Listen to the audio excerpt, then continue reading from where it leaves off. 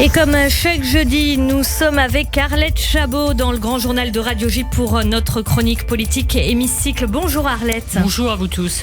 Nous revenons avec vous sur les suites des propos d'Elisabeth Borne concernant le RN, héritier de Pétain, tenu ici même sur Radio J au micro de Frédéric Aziza.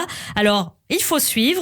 Emmanuel Macron a recadré Elisabeth Borne et lui a dit qu'il ne fallait pas utiliser des mots des années 90 pour lutter contre le RN. Face au tollé suscité par ce recadrage, Emmanuel Macron ensuite a affirmé qu'Elisabeth Borne conservait toute sa confiance. C'est un peu le amour, gloire et beauté de la politique cette semaine. Alors finalement, est-ce qu'ils sont réconciliés, Emmanuel Macron et Elisabeth Borne ? Alors j'ajoute qu'Elisabeth Borne elle-même, dans une interview accordée à Ouest France ce matin, dit qu'effectivement elle a toute la confiance du président de la République avec lequel elle travaille très bien. Alors ne vous fiez pas aux mots, bien évidemment. Il y a quand même certaines tensions, ou une tension certaine entre le président de la République et sa première ministre. Alors Édouard Philippe aussi avait été recadré par le chef de l'État. Certains aiment à rappeler ce qu'avait dit le Premier ministre de l'époque. Il avait parlé d'un risque d'écroulement si le confinement était prolongé.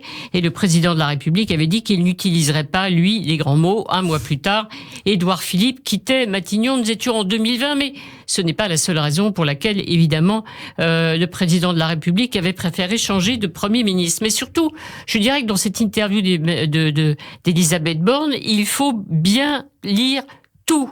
Pour la deuxième fois, elle répète qu'il n'est pas surprenant que des gens souhaitent occuper sa fonction. Elle a bien compris, effectivement, que certains ont envie de Matignon, visé en premier Gérald Darmanin, qui espère montrer que lui réussit un accord avec les Républicains sur l'immigration, accord qu'elle n'a pas pu réaliser avec les mêmes Républicains sur la réforme des retraites. Alors, elle est en sursis, en tout cas, elle n'est pas bien. Il y a un horizon, c'est le 14 juillet, le délai des 100 jours fixé par Emmanuel Macron. D'ici là, soigneusement, on continuera à relever les différences, les divergences, les dissonances entre le président et sa première ministre. Comment combattre le Front National, c'est la dernière différence. Il y en a eu d'autres. L'utilisation du 49.3 pour le budget, dit Elisabeth Borne, le président n'est pas d'accord. Et puis, j'ajoute un reproche exprimé, celui-là en privé, l'incapacité qu'aurait Elisabeth Borne à conduire fermement son gouvernement, c'est-à-dire, avoir une autorité sur tous ses ministres.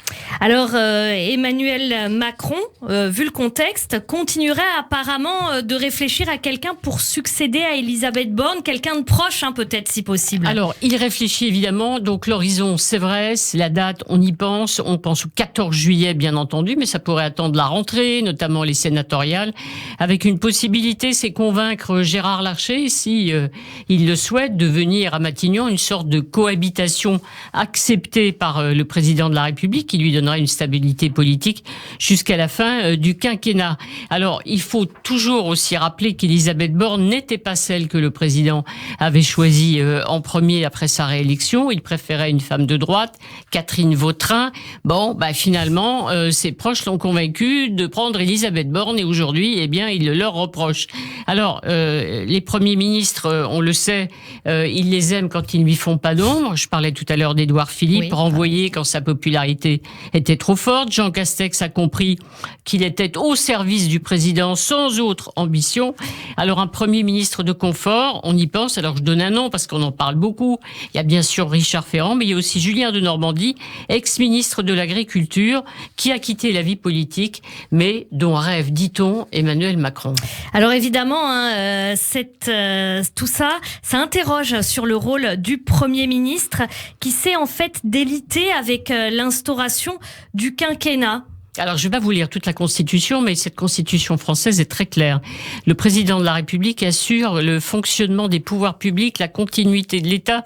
Il est garant de l'indépendance et de l'intégrité de la nation. Mais, il y a un article 20 de cette Constitution qui indique bien que c'est le gouvernement et le Premier ministre qui détermine et conduit la politique de la nation et qui dispose même des forces armées. Alors, sous le général de Gaulle, finalement, ça marchait assez bien parce que le général était en charge de l'essentiel et ses premiers ministres pouvaient gouverner. Sous la cohabitation, les présidents Mitterrand ou Chirac ont accepté de partager le pouvoir. C'est le quinquennat qui a tout changé en France.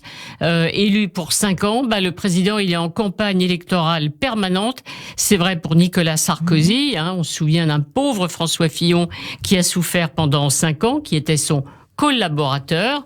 Emmanuel Macron a poussé plus loin encore l'image d'un hyper-président qui fait tout et qui aime effectivement, encore une fois, un Premier ministre discret.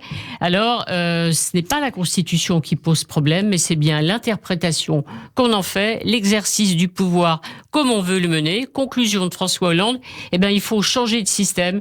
Il faut que la France entre dans un vrai régime présidentiel. Comme aux États-Unis, il n'y a plus de Premier ministre. Le président est responsable de tout, c'est vrai, mais en échange, il agit seul, mais il n'a pas le droit de dissoudre l'Assemblée et il doit gouverner. On en reparlera dans la prochaine élection présidentielle. Merci beaucoup Arlette Chabot, qu'on retrouvera bien sûr toujours avec beaucoup de plaisir la semaine prochaine dans Hémicycle, votre chronique politique quotidienne dans le Grand Journal. Radio J, 14h, 15h, le Grand Journal. Eva Soto. Merci d'avoir choisi Radio J pour vous informer. À suivre dans le Grand Journal, le direct de Pascal Sunshine depuis Jérusalem où se déroule la Gay Pride et la chronique d'Arié Ben Semoun. Ce sera à propos des négociations sur un accord Israël-Arabie Saoudite. Radio J, 15h, 16h30, Cyrielle Sarah Cohen.